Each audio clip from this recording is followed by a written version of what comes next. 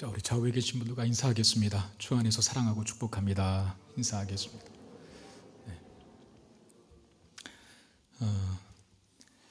성경으로 바로 들어가도록 하겠습니다. 여러분 이전에 들었던 또 배웠던 설교 시간에 한번 살펴봤던 묵상했던 내용들을 한번 여러분 마음속으로 상기해 보시고 생각 속에서 이 흐름들이 끊어지지 않도록 했으면 좋겠다는 생각이 듭니다. 북이스라엘에서 예후의 개혁이 일어났었죠. 예후라고 하는 사람이 기름 부음 받게 되어서 북이스라엘을 개혁했는데 아합 가문을 다 멸하고 그리고 바알 숭배자들을 다 처형했던 일들 우리가 9장과 10장을 통해서 확인했었습니다. 이제 성경 기자는 이 예후의 개혁이 진행된 이후에 남유다 왕국의 이야기로 오늘 본문에 보니까 전환하고 있어요. 오늘 본문의 이 11장의 내용은 그래서 북이스라엘에서 일어났던 이야기가 아니라 남쪽의 유다 왕국에서 일어난 일입니다. 이것도 기억하셔야 될 것 같습니다. 그러니까 북이스라엘의 어떤 엘리야 또는 엘리사 선지자는 북이스라엘 땅에서 활동을 했죠. 남유다는 아닙니다. 남유다 왕국에 예루살렘이 있고 예루살렘 성전이 있죠. 바로 그 나라의 이야기로 카메라 앵글을 바꾼 거예요. 오늘 본문에는 아달랴라고 하는 여인이 등장을 하는데 이 아달랴가 누굽니까? 아합과 이세벨 사이에서 난 여인이었습니다. 북이스라엘의 왕이었던 아합, 그 악명 높은 아합과 이세벨 사이에서 태어난 딸이었는데 아시는 대로 정략적인 목적으로 인해서 남유다 왕이었던 여호람이라고 하는 사람과 결혼을 했죠. 그 둘 사이에서 태어난 아들이 아하시아였습니다. 참 복잡하죠. 뭘 외워야 될 이름도 많고 헷갈리고. 자, 아하시아가 누구였습니까? 북이스라엘의 요람 왕과 친하게 지내다가 남유다 왕인데 북이스라엘의 요람 왕과 친하게 지내다가 예후의 손에 의해서 죽임을 당한 아주 비참한 1년밖에 집권을 못한 소위 의미 없는 죽음이었다라고 우리가 그토록 참 안타까워했던 그의 죽음을 바로 그 왕이 아하시아입니다. 그러니까 아달랴의 아들이었다는 거죠. 이 아하시아 왕이 북이스라엘 왕들과 친하게 지내는 가장 큰 이유는 그 어머니 아달랴의 영향이 컸을 것으로 보입니다. 역대하 22장 3절에 보니까 아하시아도 아합의 집 길로 행하였으니 이는 그의 어머니가 꾀어 악을 행하게 하였음이라 그래요. 아하시아는 유다 왕이거든요. 그럼에도 불구하고 북이스라엘의 아합의 집 길로 행했대요. 그 이유가 뭐냐면 아합과 이세벨 사이에서 태어난 엄마였던 그 아달랴가 그 아들 아하시아에게 악한 영향력을 미쳤기 때문이라는 겁니다. 그 아달랴는 바알 숭배자였고 아들에게 그 바알 숭배에 사악한 영향력을 끼쳤던 어머니였다는 거죠. 지금 아달랴는 북이스라엘의 왕이었던 예후, 개혁을 일으켰던 그 예후의 손에 의해서 아들을 잃은 어머니가 되었습니다. 이 아달랴의 아들이었던 아하시아가 죽었잖아요. 예후에 의해서. 지금 그 아달랴, 아들을 잃은 남유다의 왕이었던 아하시아라고 하는 아들, 그 왕을 잃은 어머니인 이 아달랴의 모습이 어떤 모습으로 등장하는지 오늘 본문 1절에 이렇게 말을 합니다. 아하시아의 어머니 아달랴가 그의 아들이 죽은 것을 보고 일어나 왕의 자손을 모두 멸절하였으나 라고 말합니다. 자, 아달랴가 아하시아 왕이 죽었다는 사실을 알게 된 후에 행한 일은 아들 죽어서 통곡하고 또 힘들어하고 괴로워했다가 절망에 사로잡혔다 그런 이야기가 아니라 왕의 자손들을 죽였대요. 이 아달랴가. 여기 왕의 자손이 누구냐 하면 아하시아에 이어서, 아하시아는 예후의 손에 죽었지 않습니까? 그 아하시아에 이어 합법적으로 왕위를 계승할 수 있는 권리가 있는 자들을 말합니다. 그 왕의 자손들을, 즉 왕통에 속하는 모든 남자들을 이 아달랴가 죽인 거예요. 자, 아하시아의 형제들과 아하시아의 친척들은 이미 다 죽고 없습니다. 왜냐하면 아하시아의 형제들은 전쟁터에서 아라비아 사람들에게 다 죽었고 역대하 22장에 있어요. 그리고 아하시아의 친척들은 우리가 열왕기하 10장에서 보았지만 예후라고 하는 사람, 그 예후 왕의 손에 의해서 다 죽임을 당했기 때문에 사실상 이 아달랴가 아들 아하시아의 자손을 죽였다라고 했을 때 그들은 누구냐 하면 손주들이에요. 그러니까 할머니가 아들의 아들을 죽인 거죠. 손주들을 다 죽인 거죠. 여러분 이게 이해가 되십니까? 할머니는 그래도 손주들을 누구보다도 사랑하는 분이시지 않습니까? 모성애라고 하는 것이 나라나 국적과 또 시대와 상관없이 어떤 부모로서 또 어머니로서의 본능이라고 한다면 이 아달랴 역시 자식도 사랑하지만 그 자식이 낳은 자식인 손주들을 할머니들은 또는 할아버지들은 더 이뻐하고 귀히 여기는데 왜 이들을 다 죽였을까 하는 겁니다. 근데 죽인 이유는 너무나 분명하고 또 간단합니다. 바로 이 아달랴가 권력에 대한 욕망을 너무 크게 가졌기 때문이죠. 그러니까 자신의 아들인 아하시아 왕을 통제해서 이미 강력한 영향력을 미치고 있었던 태후였습니다. 그러니까 아달랴라고 하는 여인이 유다의 왕이었던 아들인 아하시아가 통치할 때에도 간섭했다라고 하는 것은 표면적인 이해로서 서열 1위는 아하시아 왕이 맞지만 사실 그 아하시아 왕조차도 어머니에 의해서 영향을 받고 있었기 때문에 실질적인 서열 1위는 아달랴가 살아있는 동안에 남유다의 서열 1위는 태후인 아달랴였습니다. 그러니까 아달랴는 이미 권력에 대한 그 욕심이 상당한 여인이었음에 틀림없다는 것이죠. 그러니까 자신의 야욕을 채우기 위해서 사람들을, 그것도 친손자들을 죽이는 이런 아달랴의 모습 속에서 우리는 바알 신앙의 실체를 보게 됩니다. 그러니까 아달랴는 엄마 아빠의 영향을 받아서 남유다의 왕비로 시집으로 왔지만 여전히 바알 숭배자였습니다. 그러니까 바알의 정신이라는 게 그런 거예요. 내가 뭔가를 원하고 나의 유익이 있을 때에는 그 내가 얻어야 할 유익에 방해가 되거나 또는 장애가 되거나 지장을 초래한다고 생각될 때에는 다 없애버리는 거죠. 이게 바알 정신이에요. 그 없애버려야 할 대상 중에는 오늘 본문에는 친손자들까지도 해당이 되고, 여러분, 이런 바알 정신과 사상이 단지 고대 근동의 이스라엘 여호와의 신앙을 대적했던 실제적인 형상이었던 바알 숭배자들 뿐이겠습니까? 오늘 우리 현대 사회 속에서도 사실상 하나님을 주인으로 두지 않으면 다 우상 숭배자들이 되는 것이고, 그 우상이라고 하는 속에는 바알도 들어있는 수 있는 거거든요. 근데 현대 사회에 하나님 없이 살아가는 세상 사람들의 삶의 원리와 논리를 보면 이 아달랴가 행한 일과 아주 흡사한 그런 삶의 모습을 가지고 살아가는 사람들이 참 많이 있죠. 저마다 자기라고 하는 우상을 숭배하면서 자신의 욕심을 채우는 일이라면 친구도 심지어는 가족도 형제도 없는 거예요. 그게 하나님이 있어야 할 인간의 자리에 다른 우상을 앉혔을 때 생겨지는 모습이고, 특별히 바알 숭배자였던 아달랴가 보여주는 바알의 정신이며 바알 숭배자들의 삶의 모습이었다는 거죠. 얼마나 비참합니까? 그리고 잔인합니까? 자기의 야망을 위해서 손주들까지도 다 죽이는 할머니라. 이해가 안 되지만 실제 역사 속에서 있었던 일입니다. 근데 오늘 본문에는 사람을 죽이는 아달랴만 등장하지는 않아요. 살리는 사람이 등장을 하는데, 자, 2절 말씀 보면 요람 왕의 딸 아하시아의 누이 여호세바가 아하시아의 아들 요아스를 왕자들이 죽임을 당하는 중에서 빼내요. 그와 그의 유모를 침실에 숨겨 아달랴를 피하여 죽임을 당하지 아니하게 한지라라고 되어 있습니다. 자, 여호세바라고 하는 여인이 나오는데 처음 등장하는 인물입니다. 이름을 한번 기억해 보십시오. 여호세바. 이 여호세바라고 하는 여인이 아하시아의 아들 중에서 한 아기를 살려냅니다. 그러니까 아달랴가 모든 친손자들을 다 죽이는 와중에 몰래 한 아이를 빼돌린 거예요. 근데 성경은 그 여호세바를 아하시아의 누이라고 소개하고 있거든요. 아하시아 왕의 누이인데 아마 이복 누이였을 것으로 봅니다. 그리고 살아난 아이에게 있어서는 이 여호세바는 그 아이를 살린 이의 입장에서는 고모죠, 고모. 고모가 이 한 아이를 살린 거예요.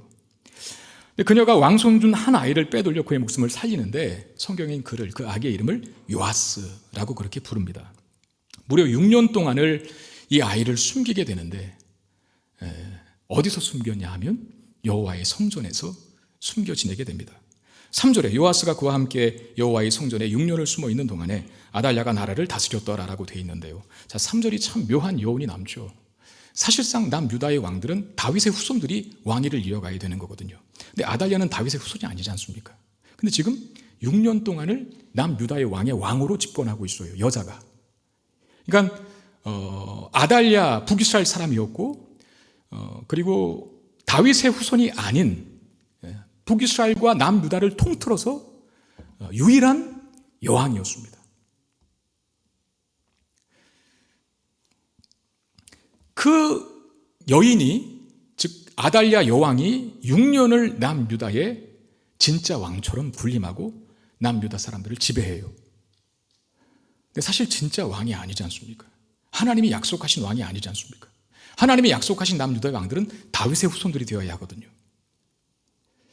또 아이러니컬하게도 남유다를 6년 동안 집권하는 가짜 여왕과 대조적으로 진짜 왕인 다윗의 혈통 속에 속한 요아스는 6년 동안 여호와의 성전에 숨어 지내요. 가짜 왕은 판을 치고 진짜 왕은 숨어 있습니다. 묘한 여운을 남긴다는 거예요. 근데 우리가 이런 모습을 보면서 하나님이 다윗의 왕위를 영원히 지키겠다라고 하는 약속의 말씀은 그럼 어떻게 되는 건가? 라는 의문을 당연히 갖게 되겠죠. 여러분, 다윗에게 그 왕위가 영원할 것이다 라고 하는 약속은 여러 번 하나님께서 하셨습니다. 그 중에 최근에 가장 가까이 보았던 약속 중에는 열왕기하 8장 19절에 있었던 말씀인데, 자, 우리 한번 같이 읽어보도록 하겠습니다. 시작. 여호와께서 그의 종 다윗을 위하여 유다 멸하기를 즐겨하지 아니하셨으니 이는 그와 그의 자손에게 항상 등불을 주겠다고 말씀하셨음이었더라. 자, 유다 멸하기를 즐겨하지 아니한 이후 다윗에게 그의 자손에게 항상 등불을 주겠다고 약속하셨기 때문이다. 그 등불은 다른 뜻으로 번역하면 통치라고 하는 의미도 있습니다. 그러니까 다윗의 후손을 통해서 통치하게 하시겠다 라고 하는 약속을 주신 거거든요. 근데 지금 본문에 보니까 아달랴에 의해서 그 등불이 꺼지지 않게 하시겠다고 말씀하셨고 약속하셨는데 지금은 꺼질 위기에 놓였다는 거죠. 그리고 꺼진 것처럼 보였어요. 6년 동안 여왕이 집권했으니까. 아하시아의 아들들을 아달랴가 다 죽이고 그의 후손들이 없는 것처럼 보였지만 여호세바라는 한 여인을 통해서 다 꺼져가는 그 등불의 불씨를 살려냅니다. 악이 승리하고 하나님의 약속은 묻혀버리는 것처럼 보여도 하나님은 여전히 보이지 않는 배후에서 열심히 일하시고 약속을 신실하게 지켜가시는 모습을 보여주고 있습니다. 여러분, 아달랴가 통치하는 6년 동안에 다윗의 후손인 요아스가 여호와의 성전에 숨어서 지냈는데 하나님의 약속이 중단된 것처럼 보이고 또 중지된 것처럼 보이죠. 근데 아니라는 거예요.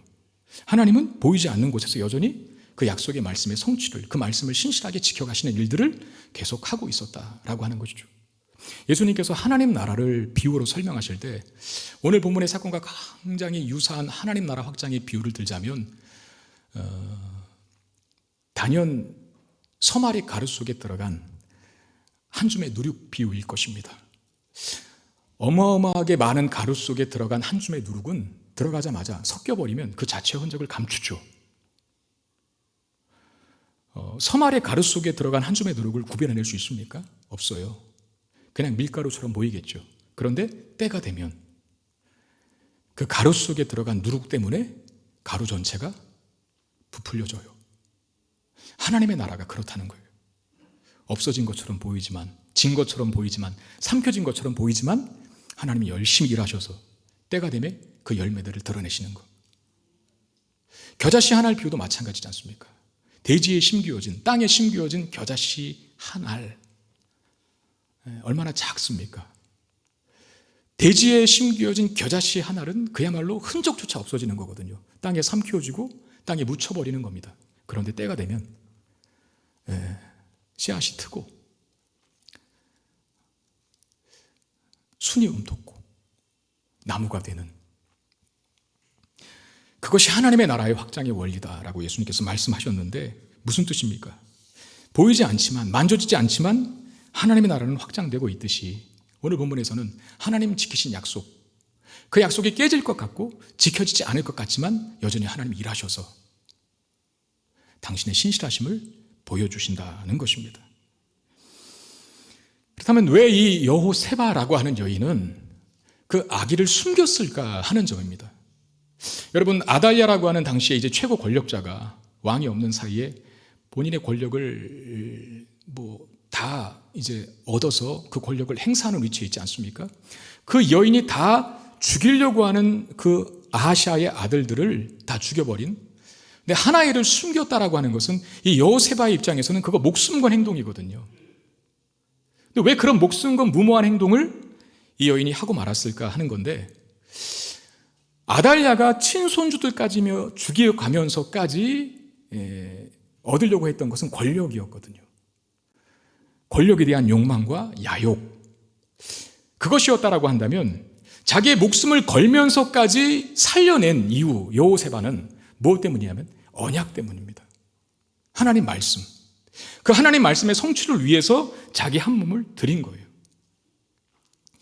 그러니까 여호세바는 그 행동 하나를 통해서 그가 얼마나 신실하게 하나님을 섬기며 믿음을 지켜간 자였는지, 여인이었는지를 우리가 알 수 있죠. 여러분 보십시오. 바알 숭배자이던 아달랴는 자신의 욕망을 채우기 위해서 손주까지도 걸림돌이 된다고 판단하고 다 죽이는 여정이 되었습니다.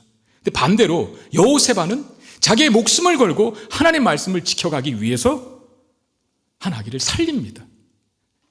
한 여인은 죽이고 있고 한 여인은 살리고 있어요. 한 여인은, 죽이는 그 한 여인은 바알을 숭배하고 있고 하나님 없는 여인이었고, 살리는 한 여인은 바알 숭배자가 아니라 여호와 하나님을 신실하게 믿고 섬기는 여인이어서 그는 살리는 자가 됩니다. 우리는 어떤 자들입니까? 여러분, 하나님 믿고 말씀 따라 사는 자들은 살리는 자가 되어야 합니다.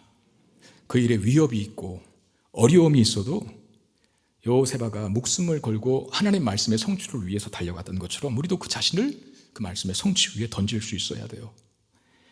이게 바알과는 다른 하나님을 믿고 섬기는 자의 특징이라는 겁니다. 여러분, 세상의 분위기, 소위 바알 정신에 편승하지 마시길 바랍니다. 하나님 믿는 자로 사십시오. 죽이는 자가 아니라 살리는 자로. 우리는 그럴 수 있는 자들입니다. 왜? 하나님이 우리의 아버지 되시기 때문입니다. 바알 숭배자는 허황된 것을 섬기잖아요. 허황된 것을, 자신을 도울 수 없는 허황된 신을 섬기니 자기 자신이 책임져야 하는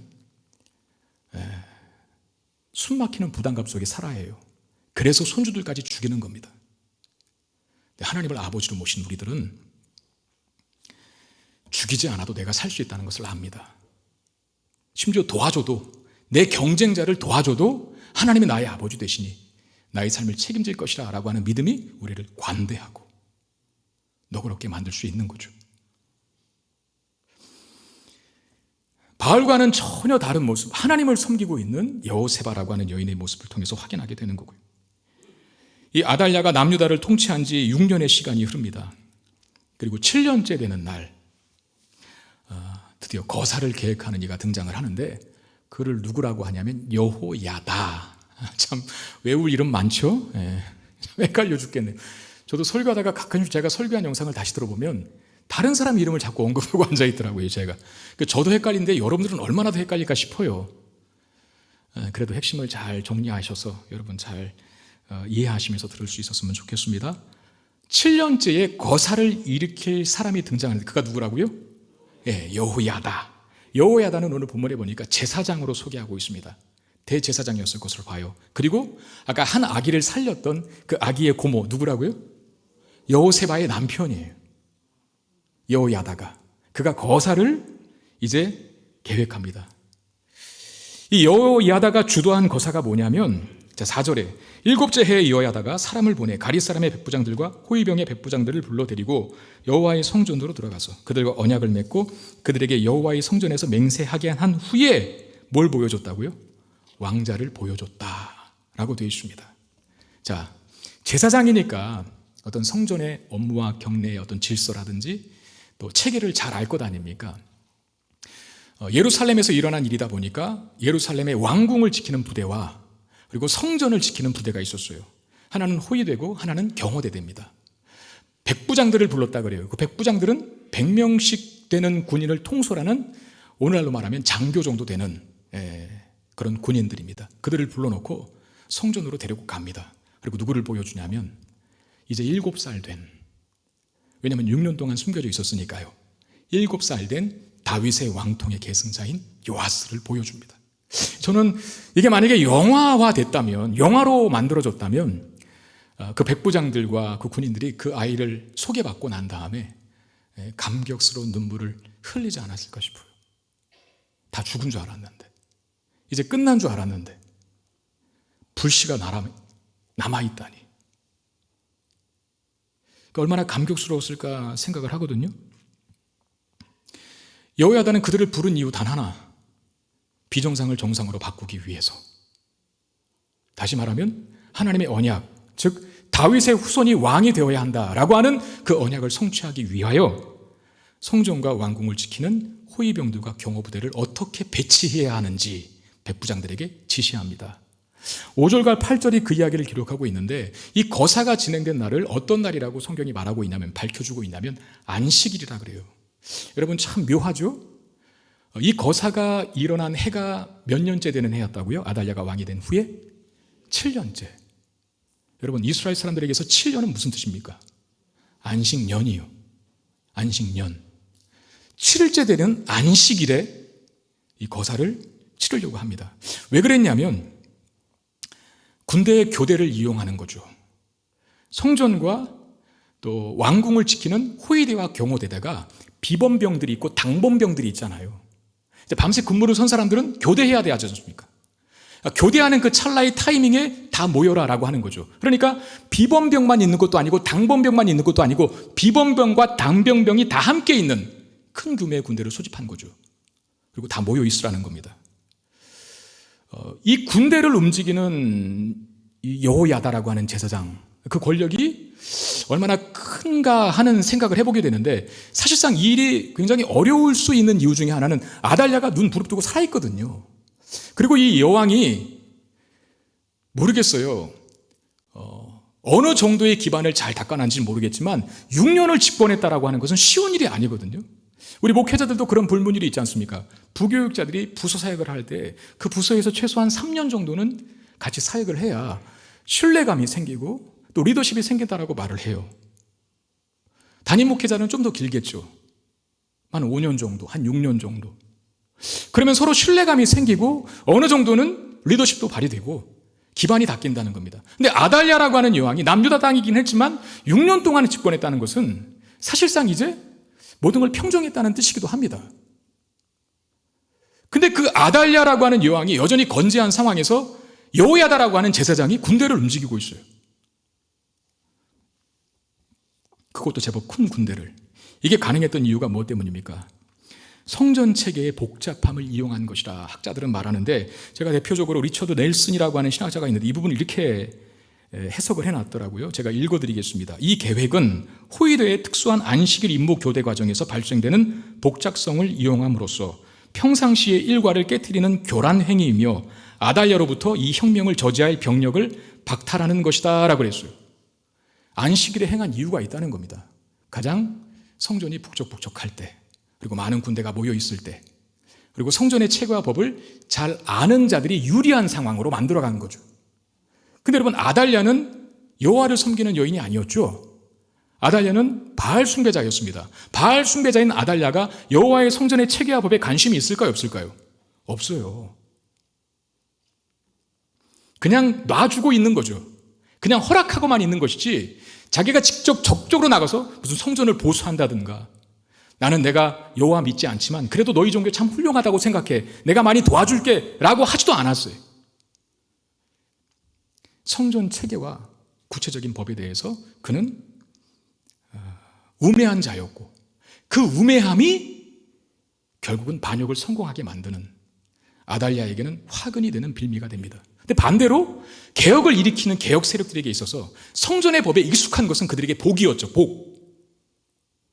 여전히 아달랴가 건재함에도 불구하고 이런 개혁을 일으킬 수 있도록 만들어준 게 성전 체계와 법에 익숙한 제사장이 그 일을 주도했기 때문이라는 겁니다.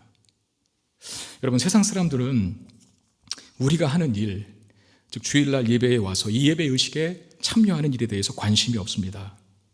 사실 그렇잖아요. 왜 저 사람들은 주일날 아침 일찍 나가서 옷 곱게 차려입고 거기 가서 거기 모여서 뭐하나 싶을 거예요. 우리가 막 찬양하고 또 뭐 묵도하고 대표기도 하고 성경 읽고 또 한 사람 목회자가 나와서 말씀을 강론하고 하는 일들에 대해서 그들이 어떤 의미를 둘까요?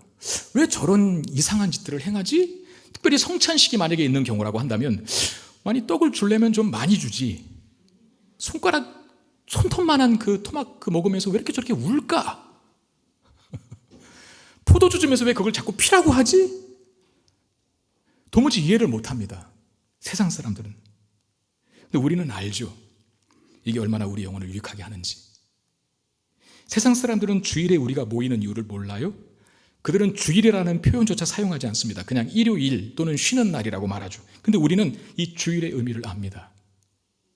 우리 박상규 주님 기도하실 때 이 주일에 모든 것이 새롭게 회복되기를 원합니다라고 하는 말씀을 하셨어요. 그런 날입니다. 인생의 모든 짐들, 또 어려움들, 때로는 더러움들, 이런 것들이 깨끗이 씻겨나가고 6일 동안 살아가면서 삶의 염려와 고민들, 그 짐들을 어깨 위에 고스란히 두고 와도 그거 다 하나님 앞에 벗어던지고 새롭게 출발할 수 있는 기회가 되는 날이 주일이죠. 우리에게는 그래서 이 날이 목숨처럼 여겨지는 날인 거예요. 그렇게 코로나 창궐해도 주일만큼은 우리가 지키자. 집에서 온라인으로 예배를 드릴지언정 주일 예배를 포기할 수는 없는 것 아닙니까? 왜? 그 가치를 너무나 잘 아니까. 세상 사람들은 몰라요. 죽었다 깨어나도. 왜 모이지? 왜 가야지? 하나님 말씀도 마찬가지잖아요, 여러분. 세상 사람들은 우리가 살아가는 삶의 기준인 말씀, 왜 말씀대로 살아가야 할까? 그냥 지 마음대로 살면 되지. 편한 대로 살면 되지. 내가 좋게 생각하고 내가 바라고 내가 원하고 내가 하고 싶은 것을 결정하는 것은 나 자신의 기준 되는 것 아닌가? 내가 옳다고 여기는 것이 진리고 나에게 맞다라고 생각하는 것이 가장 타당한 것이라고 그들은 생각하고 있어서 우리가 말씀대로 살아가는 그 부분에 대해서 이해를 못합니다. 근데 오늘 본문을 보십시오. 이렇게 안정적이게 발각되지 않고 거사를 준비할 수 있었던 이유는 여호야다를 비롯한 이 군대들이 성전의 체계에 익숙한 자들이었기 때문입니다. 때로는 복잡해 보이고 마치 우리말의 리그처럼 보이는 동떨어진 모양새를 하고 있을지라도 여러분, 예배자로 그리고 하나님 말씀을 지키는 자로 살아갈 때 그것이 우리로 하여금 세상을 이기는 자 되게 한다는 사실 믿으시길 바랍니다. 그들은 가치 없게 여겨도 우리는 목숨처럼 가치 있게 여겨야 돼요. 거기에 우리의 삶의 승리의 비결이 있습니다. 자, 모든 준비를 마친 후에 드디어 다윗의 후손인 요아스를 왕으로 세우는 의식을 치르는데 12절, 여호야다가 왕자를 인도하여 내어 왕관을 씌우며 율법책을 주고 기름을 부어 왕으로 삼음에 무리가 박수하며 왕의 만세를 부르니라 그랬어요. 자, 기름 붓는 것, 보통 왕으로 세울 때 대관식을 거행할 때 이스라엘 백성들에게는 반드시 필요한 일이죠. 이 기름 붓는 것에 대해서 우리가 낯설지 않습니다. 근데 뭐가 낯섭니까? 율법책을 둔다는 거예요. 7살밖에 안 된 아이에게 율법책을 줍니다. 무슨 의미겠습니까? 이스라엘의 왕은 율법을 연구하고 그에 따라 살아야 하며 그것으로 백성을 다스려야 한다. 이걸 가르치는 거죠. 단지 왕이 되는 것에 머무는 것이 아니라 왕의 역할까지 가르쳐주고 있어요. 자, 이스라엘의 왕은요, 여러분, 자기 어떤 주관적인 철학과 또 자기 생각으로 나라를 통치하는 것이 아닙니다. 우리는 보통 해외 연수 가야 돼, 좀 배워야 돼, 다른 나라는 어떻게 하는지 좀 봐야 돼, 이러고 배우는 것을 장려하고 또 독려하기도 하지 않습니까? 근데 당시 이 고대 근동의 이스라엘 왕들은요, 열왕들, 다른 나라를 통치하는 왕들의 그 통치 방법을 배울 필요가 없어요. 배워서도 안 되고요. 단순합니다. 하나님 말씀대로. 하나님 말씀을 가까이 하며 그 말씀으로 하나님과 교제하고 그 말씀대로 백성들을 통치하고 치게할 때 그때 가장 강력한 왕이 되고 가장 강력한 나라가 된다는 것. 이걸 가르쳐주고 있는 것이죠. 어쩌면 우리 그리스도인들의 삶도 여러분, 누구나 다 성공적인 인생을 살고 싶고 자기가 하는 일에 대해서 놀라운 결실들을 보고 싶어 하는 것은 당연한 마음들입니다. 근데 우리는 세상 사람들과 똑같은 방법으로 그것을 취해서는 안 돼요. 어쩌면 우리의 삶은 굉장히 단순해져야 합니다. 하나님 말씀 하나 붙들고 나아가는 거죠. 저는 그게 우리의 인생의 성공의 관건이요, 열쇠라고 봅니다. 이스라엘 왕에게 율법책을 가까이 두고 있는 모습을 통해서 하나님 말씀을 가까이 하고 살아가는 우리 그리스도인들의 삶의 승리의 비결이 있다는 것이죠. 그리고 이런 의식을 하나 더 행하는데 17절에 여호야다가 왕과 백성에게 여호와와 언약을 맺어 여호와의 백성이 되게 하고 왕과 백성 사이에도 언약을 세우게 했다라고 말합니다. 자, 왕과 백성이 먼저 여호와와 언약을 합니다. 그러니까 왕은요, 하나님 앞에서 다 백성이라는 거예요. 인간 사이에서는 왕이 가장 높은 자인지 모르겠지만 하나님 앞에 설 때에는 왕이고 백성이고 다 똑같은 거예요. 왕과 백성이 하나님의 백성으로서 먼저 하나님과의 관계를 회복했을 때 그 다음 언약이 왕과 백성 간에 맺는 언약이었거든요. 왕과 백성이 하나님과 먼저 관계를 회복한 다음에 왕과 백성이 또 언약을 맺어요. 이게 말하는 게 뭡니까? 먼저는 하나님과의 관계다. 하나님과의 관계 회복이 우선이고 하나님과의 관계 회복된 상태에서만 사람과의 관계, 왕으로서는 백성들을 통치하는 일, 백성들로서는 왕을 믿고 신뢰하는 일, 나라가 발전하는 일, 다 하나님과의 관계를 우선순위에 둘 때 이루어질 수 있다는 것을 보여줍니다. 여러분, 개혁에 있어서 하나님과의 관계가 빠지면 그것은 미완성입니다. 북이스라엘의 예후가 하지 못했던 것이 뭡니까? 그가 반쪽짜리 개혁에 머물렀다 그랬어요. 바알은 잘 없앴고 아합 가문을 잘 멸한 것은 잘한 일인데 그가 하지 못한 게 뭡니까? 율법책을 안 뒀다는 거예요. 하나님과의 관계를 회복하지 않았다는 거예요. 죄를 제거하고 악한 습관을 철폐했으면 이제 좋은 습관을 새겨야죠. 몸에 안 좋은 거 안 먹겠다고 결심했으면 좋은 음식 드셔야죠. 내 몸이 망가져서 나쁜 사죄 취하지 않겠다라고 다짐했으면 내 몸이 건강해지도록 운동하셔야죠. 예후의 개혁은 반쪽짜리입니다. 없애는 건 잘했지만 채우는 걸 못했어요.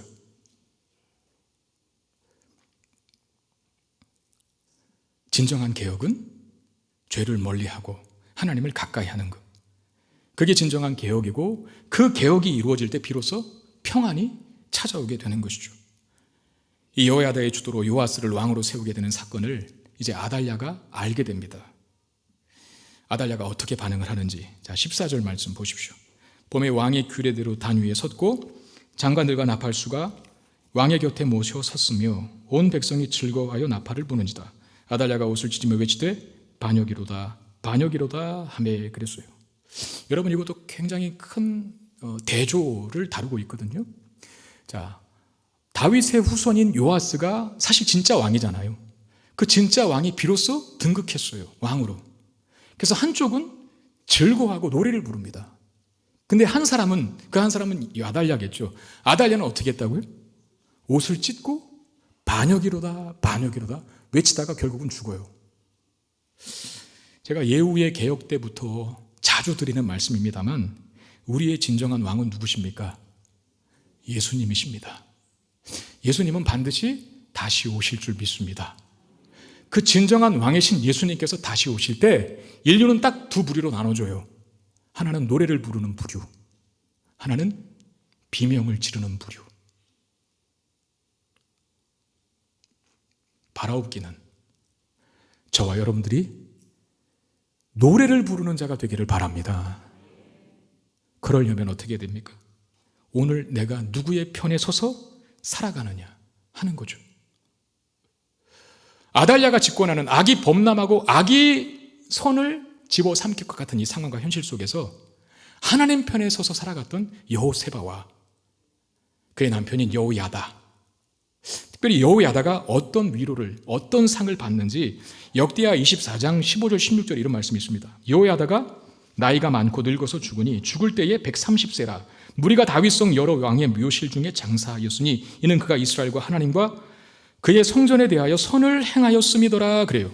여호야다가 마지막 죽는 그 죽음의 장면을 역대기 기자가 기록한 것인데 130세를 살았대요. 여러분, 구약에서 오래 산 것은 장수의 복을 누린 겁니다. 구약의 3대 복 중에 하나가 장수거든요. 개혁을 일으켰던, 하나님의 언약을 성취하기 위해서 자기의 생명을 걸었던 자들이 누리게 되는 영광이 무엇인가를 보여주고 있고, 특별히 여호야다가 죽었을 때 어디에 묻혔다 그래요? 왕실의 묘에. 사실 여호야다는 왕이 아니거든요. 여호야다의 뭐라고요? 직업이 뭐라고요?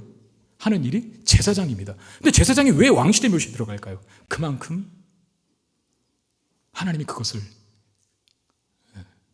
하나님을 위해 산 자들, 하나님 편에 선 자가 어떤 보상과 위로를 받는지를 보여주고 있는 거예요. 심지어 여러분, 유다 왕들 중에도 왕실의 묘에 못 묻힌 사람들도 있어요. 왕이 아닌 제사장이 왕의 묘실에 안장되었다는 것은 대단한 일입니다. 여러분, 우리의 끝이 그래야 하지 않겠습니까? 주님 마지막 오실 때 영광을 빼앗기는 자가 아니라 아달랴처럼 영광을 얻고 누리는 자가 되실 수 있기를 바랍니다. 오늘 본문은 다윗의 왕조가 몰락하는 것처럼 보였어요. 이렇게 되면 하나님의 약속은 어떻게 되는가 싶었습니다. 하나님은 약속하신 대로 그 등불을 꺼트리지 않으셨습니다. 여러분, 그리스도인으로 사는 우리의 삶도 똑같습니다. 세상이 쉽지 않습니다.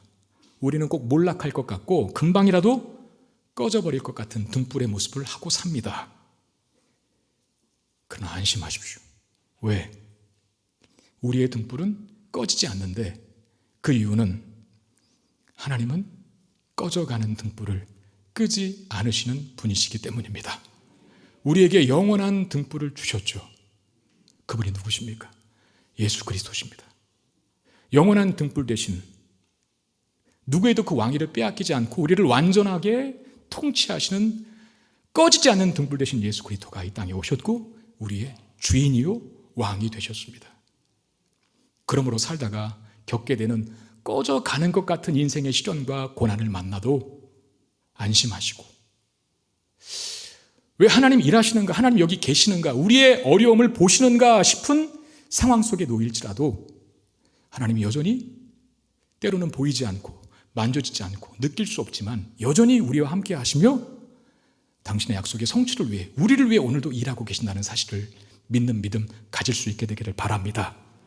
6년의 집권기였어요. 아달랴의 집권기는. 그 6년 동안 모든 선이 다 사라진 것 같이 보였고 다윗의 후손들이 다 죽어 없어진 것 같이 보였지만 오늘 본문에 하나님이라고 하는 단어는 한 번도 등장하지 않습니다. 하나님이 안 계시고 사람들의 움직임만 난무하는 듯이 보이지만 보이지 않는 속에서, 배후에서 역사하시는 하나님이 그 등불을 끄지 않으셨다는 사실을 보여주므로 우리의 현 시대에 하나님이 안 계신 것 같은, 악이 창궐하고 악이 승리할 것 같은 상황과 현실에 놓여있다 할지라도 하나님이 여전히 우리를 위해서 일하신다는 사실을 믿고 담대하게 소망 중에 살아가는 우리 모두가 되시기를 주의 이름으로 축원드립니다.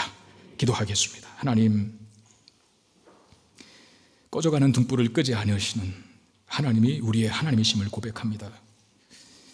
때로 우리의 삶이 풍전등화처럼 교회의 모습이 이 세상에 마치 서말의 가루 속에 삼켜져 들어간 한 줌의 누룩과 같은 모습을 하고 있을지라도 여전히 약속의 성취를 위해서 일하시고 함께 하시는 하나님이 배후에서 역사하심을 통하여 신실하게 그 약속을 지켜가시는 그 하나님이라는 사실 믿는 믿음 우리가 놓지 않게 하여 주시옵소서. 그리하여 어렵고 힘든 현실과 상황 속에서도 포기와 체념과 두려움이 아니라 확신과 담대함과 기대와 소망 속에 살아가는 우리 모두가 되게 해 주옵소서. 우리 주 예수 그리스도의 이름으로 간절히 기도드리옵나이다. 아멘.